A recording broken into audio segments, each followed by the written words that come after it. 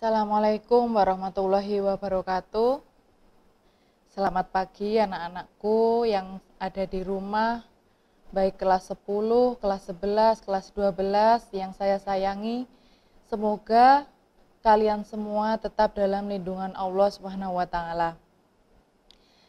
Alhamdulillah kita masih diberi kesempatan di pagi hari ini, kita masih bisa bertatap muka walaupun dari sekolah ya, dari kamera, tapi alhamdulillah kita masih diberi kesehatan oleh Allah Subhanahu wa taala. Untuk itu sebelum kita mulai pelajaran, marilah kita berdoa bersama-sama. Berdoa dimulai.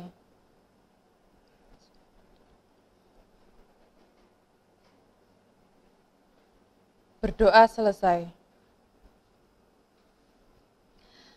Sebelum ke materi, mungkin kalau kelas 11, kelas 12 itu sudah tahu dengan saya, sudah kenal dengan saya, tapi kalau kelas 10 mungkin belum tahu dengan nama saya. Alangkah lebih baiknya saya perkenalan dulu. Jadi, perkenalkan, nama saya Antin Alisa Mariana. Alamatnya RT 15 RW 3 Dusun Widoyoko, Desa Kamulan, Kecamatan Durinan, Kabupaten Trenggalek. Itu alamat rumah saya, silahkan kalau mungkin ada yang lewat di rumah saya bisa mampir ya. Rumah saya beralamat di Kamulan. Saya bekerja di SMK Islam 1 Durinan. Di sini saya mengajar pendidikan agama Islam di kelas 10 OTKP 1, kelas 10 animasi, dan mulok aswaja dan fikih itu di kelas 10 OTKP 2, 10 BDP, 10 AKL, 10 MM1, 10 OTKP 1, 10 MM2, 10 animasi, dan 11 TKJ 1. Tuh. Untuk alamat WhatsApp saya itu ada di bawah itu, WhatsApp, Facebook, Instagram. Apabila mungkin nanti ada materi yang belum kalian pahami atau mungkin ada yang ditanyakan, bisa langsung japri lewat itu ya, lewat WhatsApp, Facebook, atau IG saya. Untuk pertemuan hari ini, kita adalah pelajaran aswaja yang kita bahas nanti tentang proses penyebaran Islam Ahlus Sunnah wal Jamaah di Indonesia. Sebelum ke materi, saya akan menyampaikan tentang tata tertib yang harus kalian jalani ya. Tata tertib di pelajaran saya, yang pertama itu adalah tertib absensi. Jadi, kalian itu nanti harus tertib dalam absensi. Jika kalian nanti tidak tertib absensi, itu juga akan mengurangi nilai kalian nanti. Yang kedua, disiplin dan tepat waktu dalam mengumpulkan tugas.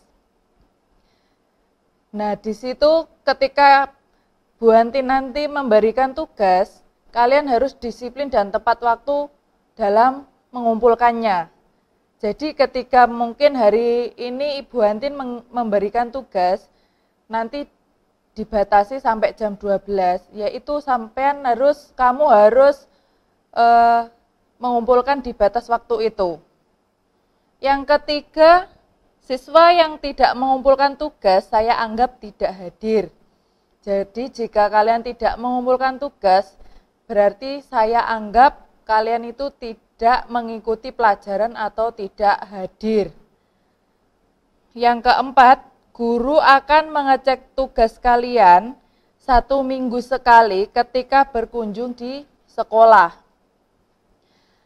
1 minggu sekali ketika kalian masuk di sekolah, saya akan mengecek tugas-tugas yang kalian kerjakan selama di rumah. Selama 1 minggu di rumah itu kalian harus mengumpulkan tugas kalian 1 minggu sekali ketika masuk ke sekolah. Yang kelima, apabila ada yang belum jelas, silahkan japri lewat WhatsApp dan lain-lain yang tertera di atas tadi. Jadi apabila nanti kalian mungkin ada materi yang belum jelas atau ada yang ingin ditanyakan, bisa japri lewat WhatsApp atau Facebook dan IG tadi. Dan yang terakhir, peraturan lainnya akan didiskusikan di kemudian hari setelah kalian masuk sekolah. Jadi ketika kita sudah bisa bertatap muka, itu nanti akan saya sampaikan lebih jelasnya lagi. Untuk kriteria penilaian, di sini saya akan menilai tentang keaktifan atau kehadiran itu 15%. Untuk tugas 25%. Untuk ulangan harian itu 15%. Dan untuk ujian 30%, totalnya 100%. Materi Aswaja kelas 10, di sini saya akan menjelaskan, membacakan tentang kompetensi inti dan kompetensi dasar selama 1 semester. Yang pertama, 1.1, menghayati perjuangan ulama dan tokoh dalam menyebarkan agama Islam Ahlus Sunnah wal Jamaah di Indonesia. 1.2, menghayati paham Ahlus Sunnah wal Jamaah. 1.3, menghayati nilai-nilai dari peringatan Maulid Nabi Muhammad SAW. 1.4, menghayati nilai-nilai perjuangan Nabi dan sahabat serta ulama. Di sini tujuan pembelajarannya, 1.1, siswa dapat memahami perjuangan ulama Ahlus Sunnah wal Jamaah di Indonesia dalam menyebarkan agama Islam. 1.2, siswa dapat memahami paham Ahlus Sunnah wal Jamaah. 1.3, siswa dapat memahami tentang nilai-nilai dari peringatan Maulid Nabi Muhammad SAW. 1.4, siswa dapat memahami nilai-nilai perjuangan Nabi, sahabat, dan ulama. Nah, sebelum kita ke bab proses penyebaran Islam Ahlus Sunnah wal Jamaah di Indonesia, kalian tentunya belum paham. Ada yang belum paham apa toh itu aswaja? Aswaja itu apa? Di sini Bu Hantin mengajarkan pelajaran aswaja, tapi kalian aswaja itu apa toh? Mungkin banyak yang belum paham atau belum mengerti. Di sini saya akan menjelaskan. Aswaja adalah kepanjangan dari Ahlus Sunnah wal Jamaah. Ahlus Sunnah itu berarti orang-orang yang menganut atau mengikuti sunnah Nabi Muhammad SAW, baik berupa ucapan, tindakan, maupun ketetapan. Dan wal Jamaah berarti mayoritas umat atau mayoritas sahabat Nabi Muhammad SAW. Jadi definisi Ahlus Sunnah wal Jamaah yaitu orang-orang yang mengikuti sunnah Nabi Muhammad SAW dan mayoritas sahabat ma'ana alaihi wa ashabi, baik dalam syariat, hukum Islam maupun akidah dan tasawuf. Itu pengertiannya Ahlus Sunnah wal Jamaah.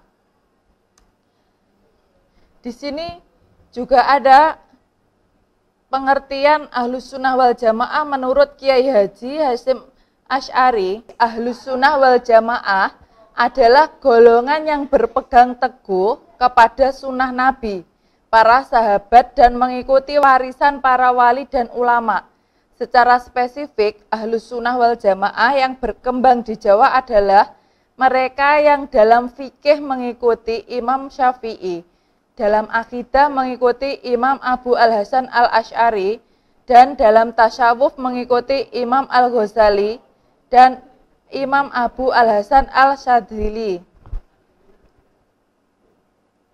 Jadi itu pengertiannya tentang Ahlus Sunnah wal Jamaah. Selanjutnya yaitu bagaimana penyebaran Islam Ahlus Sunnah wal Jamaah di Indonesia. Prosesnya yaitu penyebaran Islam di Indonesia berlangsung secara damai, bijaksana, lemah lembut, dan tanpa kekerasan. Pada taraf permulaan, saluran Islamisasi adalah kegiatan perdagangan. Kesibukan lalu lintas perdagangan antara Arab, India, dan Cina melalui Selat Malaka sejak abad ke-7 Masehi, melibatkan para saudagar Muslim turut ambil bagian dalam aktivitas perdagangan dan negeri-negeri bagian barat, tenggara, dan timur benua Asia. Mereka di Nusantara melahirkan fenomena baru, yakni kota perdagangan di pesisir utara Pulau Sumatera menjadi pusat kegiatan perekonomian yang pada akhirnya mendukung penyebaran agama Islam. Jadi itu proses penyebarannya yaitu berlangsung secara damai, tidak dengan cara bertawuran atau berperangan, itu tidak. Jadi para ulama menyebarkan agama Islam di Indonesia itu dengan damai, dengan cara perdagangan antara Arab, India, dan Cina itu bertemu. Setelah itu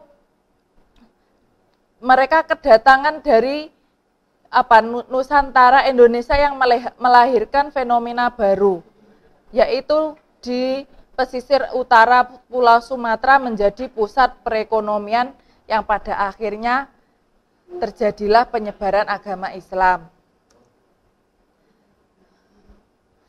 Kegiatan dakwah Islamiyah selanjutnya dilakukan oleh sebuah misi para mubalek dari Arab, terutama dari Makkah, Yaman, dan lain-lain. Mereka berhasil mengislamkan para penguasa di Nusantara, sehingga dalam waktu relatif singkat, agama Islam sudah menjadi agama sebagian besar masyarakat. Dakwah Islam di Indonesia dilakukan dengan sikap moderat, at-tasawwud, toleran, at-tasamuh, dan seimbang atau wazun, yang ketiga-tiganya merupakan karakteristik ciri khas para penganut Ahlus Sunnah wal Jamaah. Sikap-sikap seperti itulah yang ditanamkan oleh para mubalek dan dianut oleh kaum muslim Indonesia sejak masa permulaan sampai sekarang. Jadi itu, para ulama pada zaman dahulu itu cara menyebarkan agama Islam itu secara bersikap dengan moderat, toleran, dan seimbang. Jadi tidak ada tawuran atau pertengkaran di antara mereka. Mereka menyampaikannya secara damai. Itulah sebabnya tidak pernah ditemukan bukti sejarah tentang terjadinya peperangan ataupun kericuan yang disebabkan oleh kegiatan dakwah Islam di Indonesia. Kalau toh terjadi tindak kekerasan antara pemeluk agama, maka biasanya dipicu oleh faktor-faktor di luar agama. Dengan memperhatikan sikap dan pola dakwah Islam di Indonesia pada masa permulaan, maka diketahui bahwa paham Islam yang berkembang di Indonesia pada masa permulaan adalah Ahlus Sunnah wal Jamaah. Menurut sebuah sumber sejarah, pada abad 9 Masehi, dinasti Abbasiyah yang berpusat di Baghdad mengirimkan sejumlah mubalek ke wilayah Sumatera Utara yang terdiri dari ulama Ahlus Sunnah wal Jamaah yang bermazhab Syafi'i. Jadi agama Islam pertama kali menyebar di Indonesia itu sudah diajarkan dengan Ahlus Sunnah wal Jamaah yang bermazhab Syafi'i. Itu nanti dibuktikan dengan bukti-bukti sebagai berikut. Begitulah pola yang dikemukakan oleh Profesor Hamka melalui pendapatnya bahwa sejak masa permulaan perkembangan Islam, para mubalek telah mengajarkan paham Ahlus Sunnah wal Jamaah dengan berintikan mazhab Syafi'i. Bukti lain adalah catatan perjalanan rihlah Ibnu Batutah, salah seorang berkebangsaan Maroko yang pernah mengunjungi kerajaan Samudra Pasai pada abad 16 Masehi. Ia mengingatkan bahwa agama Islam sudah hampir 1 abad lamanya berkembang di wilayah kerajaan tersebut. Rajanya yang bernama Al-Malikut Zahir II dikenal sebagai orang yang ahli ibadah, rendah hati, dan penganut mazhab Syafi'i. Dalam babat Cirebon juga ditemukan informasi tentang dialog antara Sunan Gunung Jati dengan Raden Panjunan dalam masalah-masalah hukum Islam yang bermazhab Syafi'i. Demikian juga dalam Primbon Sunan Bonang terdapat ilmu-ilmu fikih, tauhid, dan tasawuf yang disusun berdasarkan paham Sunni atau Ahlus Sunnah wal Jamaah. Jadi sejak zaman dahulu itu sudah ada bukti-bukti bahwa agama Islam yang berkembang di Indonesia itu sudah bermazhab Syafi'i. Itu terbukti di dalam rihlah, perjalanan, catatan yang sudah tertulis di dalam kerajaan-kerajaan atau di dalam Primbon Sunan Bonang. Itu sudah terbukti bahwa di situ terdapat ilmu-ilmu fikih, tauhid, dan tasawuf.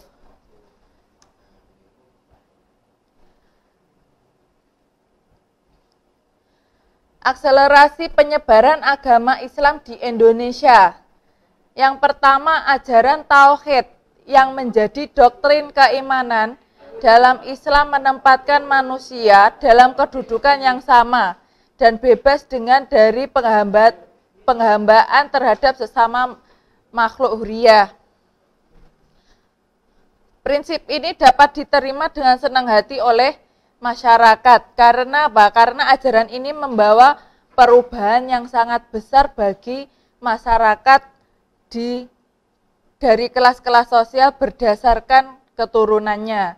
Jadi ajaran tauhid ini di dalam masyarakat tersebut itu berdampak besar, perkembangannya sangat besar, dan di situ dapat diterima oleh masyarakat-masyarakat tersebut.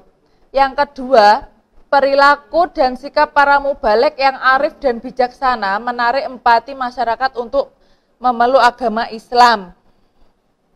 Karena di situ para mubalik sangat hati-hati dalam penyampaian ilmu, dalam bertutur kata, lemah lembut, tanpa ada kekerasan.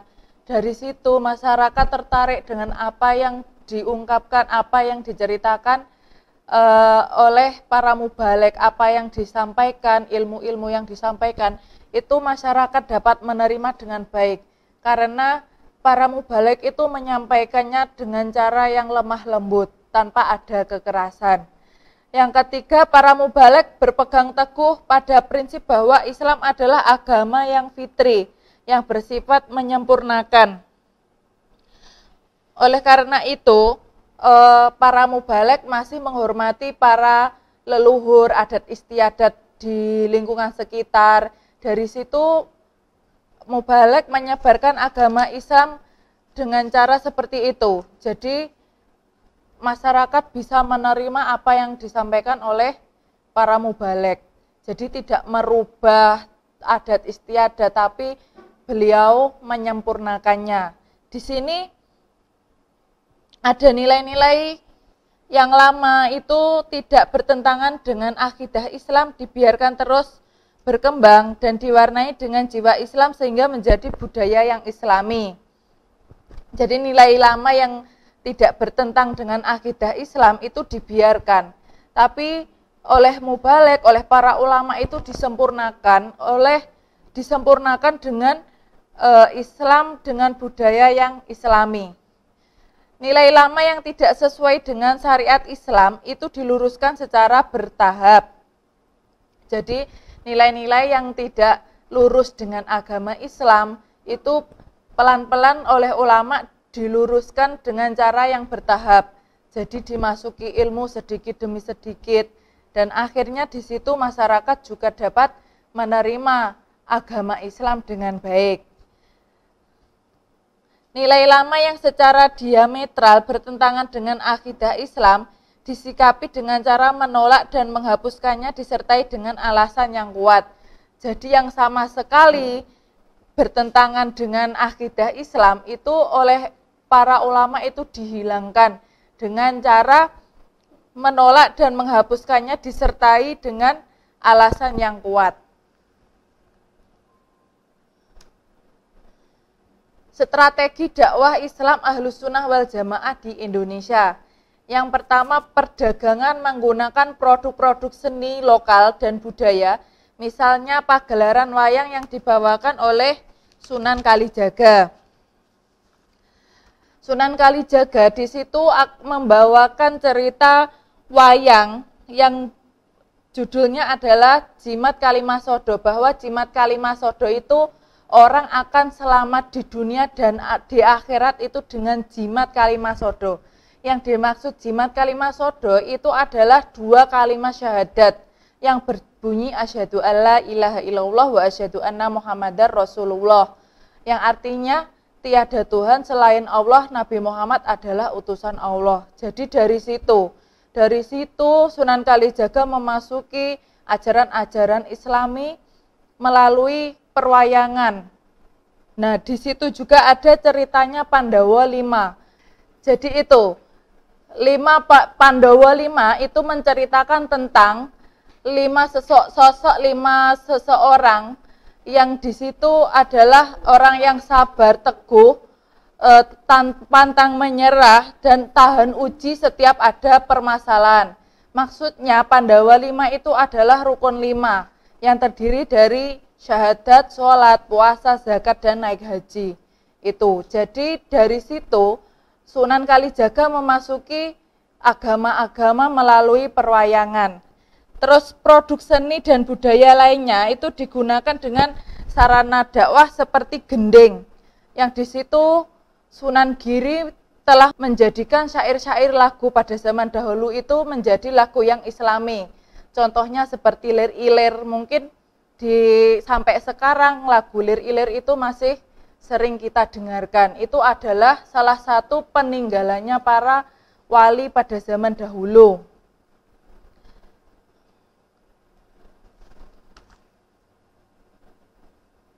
Yang kedua, proses islamisasi di Indonesia juga dilakukan dengan menggunakan pendekatan tradisi dan adat istiadat. Maksudnya tradisi dan adat istiadat itu adalah seperti contohnya genduren ketika ada orang yang meninggal.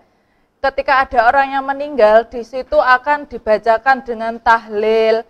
Itu mulai dari 3 hari, 7 hari, 40 hari, 100 hari, mendak pisan, mendak kedua, sampai 1000 hari. Itu adalah tradisi yang sudah dijelaskan oleh Sunan pada zaman dahulu. Itu tidak akan merubah adat istiadat. Di situ juga ada ambeng. Itu nanti yang niatnya itu adalah sedekah yang dibagikan untuk tetangga sekitar. Itu niatnya adalah sedekah untuk keluarga yang ditinggalkan. Seperti itu. Jadi itu pendekatan tradisi dan adat istiadat. Yang ketiga, dalam mengajarkan agama Islam, strategi dakwah yang dilakukan mubalek melalui metode pendidikan. Di sini mungkin kalau pada zaman dahulu itu belum ada sekolah-sekolah seperti yang kita laksanakan seperti hari ini ya. Kalau pada zaman dahulu itu pendidikan dilakukan di dalam masjid-masjid, di dalam rumah. Seperti itu. Jadi pengelompokan tentang anak-anak itu di dalam masjid dan di situ diajarkan tentang ilmu-ilmu agama Islam. Jadi dari situ adalah strategi dakwah Islam Ahlus Sunnah wal Jamaah yang berkembang di Indonesia. Dilakukan seperti itu. Paham keagamaan aswaja yang berkembang di Indonesia mencakup 3 hal pokok dasar agama Islam yang menjadi dasar. Yang pertama, akidah, yang kedua syariah, yang ketiga akhlak dan tasawuf. Mazhab Syafi'i itulah yang sejak dulu sampai sekarang sesuai dengan kondisi sosial dan kultur masyarakat Indonesia. Hal ini dapat dibuktikan dengan melihat amaliyah keagamaan yang dilakukan oleh masyarakat Islam Indonesia antara lain sebagai berikut. Yang pertama, basmalah sebagai ayat pertama surat Al-Fatihah. Yang kedua, mengeraskan bacaan basmalah pada sholat jahriyah. Yang ketiga, doa qunut pada sholat subuh. Yang keempat, bersalaman setelah selesai sholat.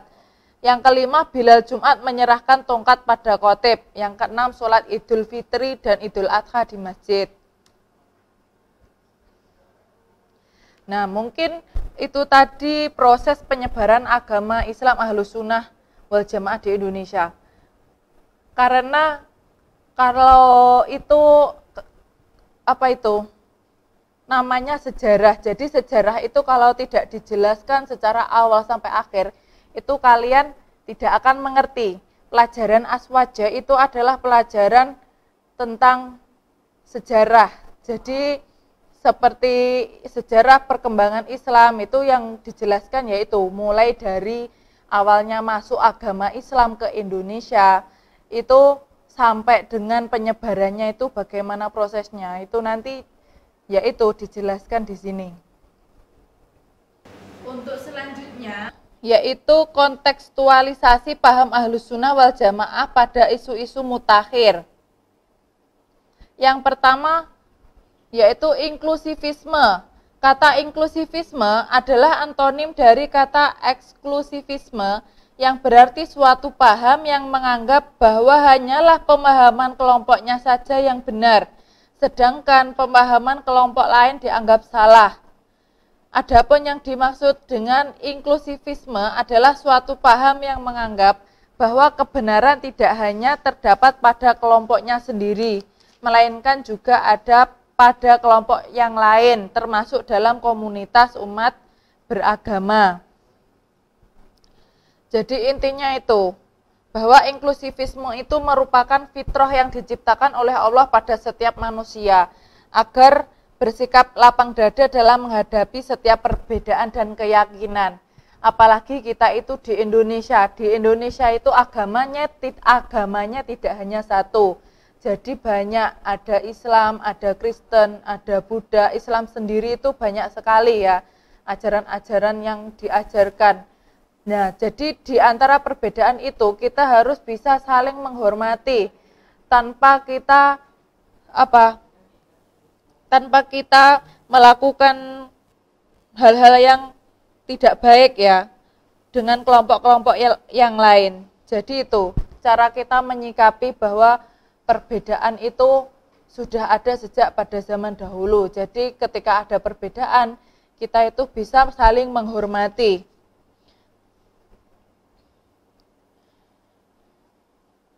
Yang kedua, pluralisme.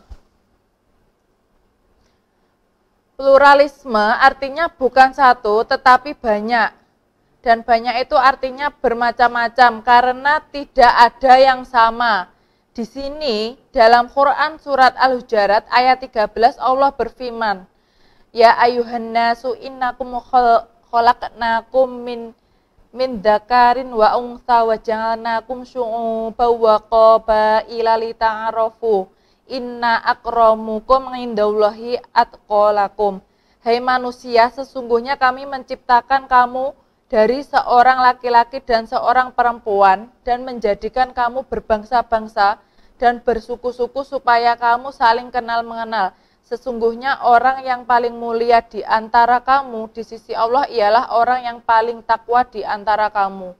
Jadi ketika nanti kalian itu berkumpul dengan orang banyak, itu pastinya tidak ada yang sama, pasti ada perbedaan, entah itu perbedaan agama atau perbedaan pendapat. Itu kalian harus bisa menyikapi dengan baik, jangan egois sendiri ya, karena di sini sudah diterangkan bahwa manusia itu diciptakan dengan berbangsa-bangsa dan bersuku-suku, supaya kamu saling mengenal antara yang lain.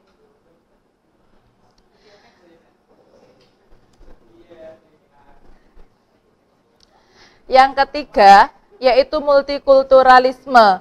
Multikulturalisme adalah sebuah istilah yang digunakan untuk menjelaskan pandangan seseorang tentang ragam kehidupan di dunia ataupun kebijakan kebudayaan yang menekankan adanya penerimaan terhadap keberagaman dan berbagai macam budaya multikultural yang ada di dalam kehidupan masyarakat, baik menyangkut nilai-nilai, sistem budaya, kebiasaan maupun politik yang mereka anut.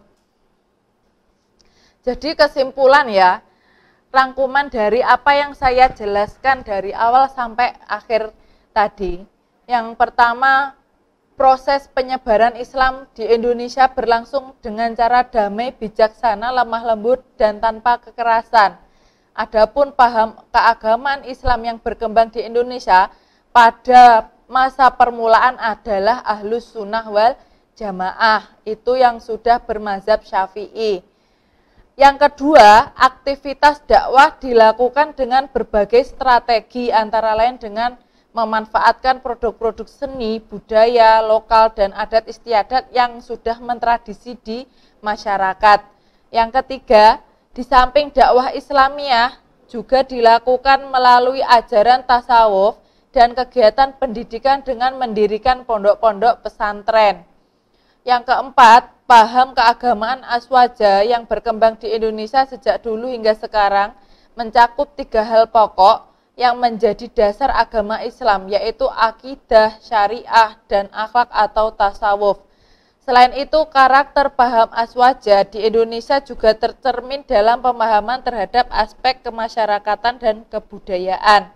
Sehingga paham Aswaja yang berkembang di Indonesia meliputi segala persoalan hidup kemanusiaan yang menyeluruh dan terus berkembang selaras dan dengan perkembangan zaman. Mungkin itu tadi yang dapat saya sampaikan. Kalau ada pertanyaan atau materi yang belum jelas, nanti kalian bisa japri saya lewat WhatsApp dan lain-lain itu.